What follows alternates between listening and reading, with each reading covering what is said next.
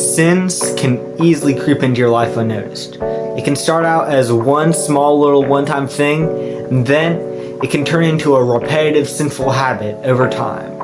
And Satan knows that if he wants to keep you in sin, he needs to make sure you don't know you are doing sin.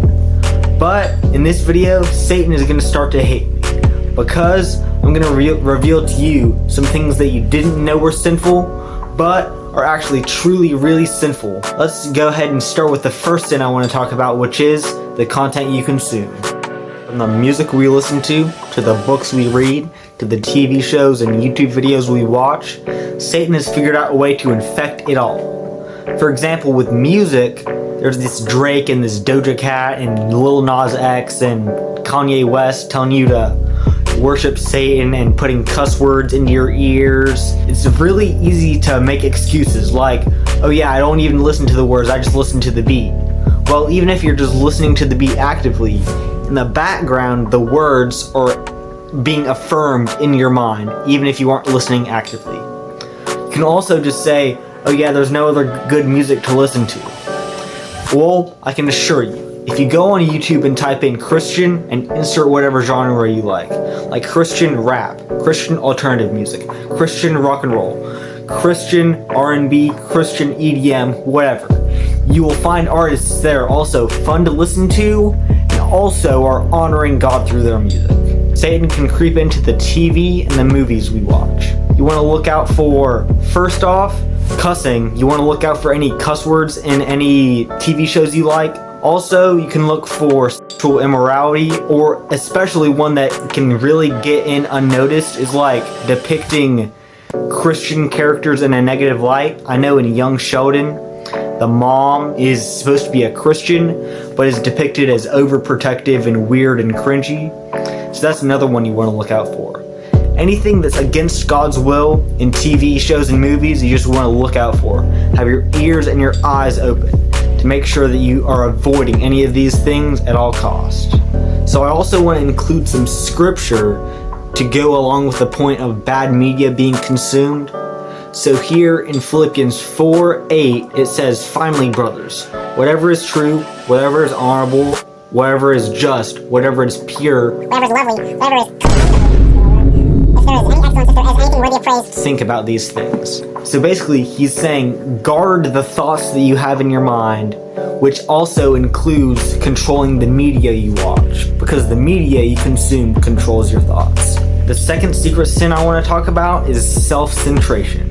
Lots of times, we hear to find our own truths and do what makes us happy. But if we try to find our own truth, we end up disregarding God's truth as truth. And also, if we try to do what makes us happy, we are saying, okay God, I know that you know every single tiny little detail about me, but I think I know how to make myself happier better than you do. In the center of your universe, is there God or is it just you? For example, I'm all for self-improvement.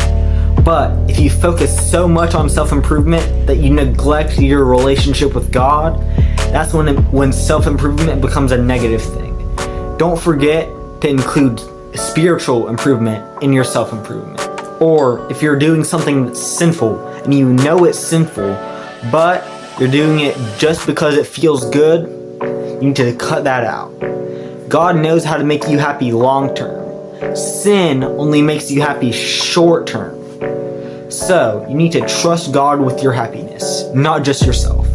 The third and the final hidden sin I want to talk about is materialism.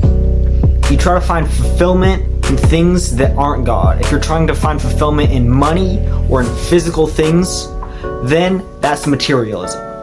Focusing on material things rather than in fulfillment in God. For example, if you're working so hard and such long hours that you neglect your relationship with God, like you don't do quiet time, you don't pray, you don't meditate, because you're working such long hours just to make more money, that's materialism.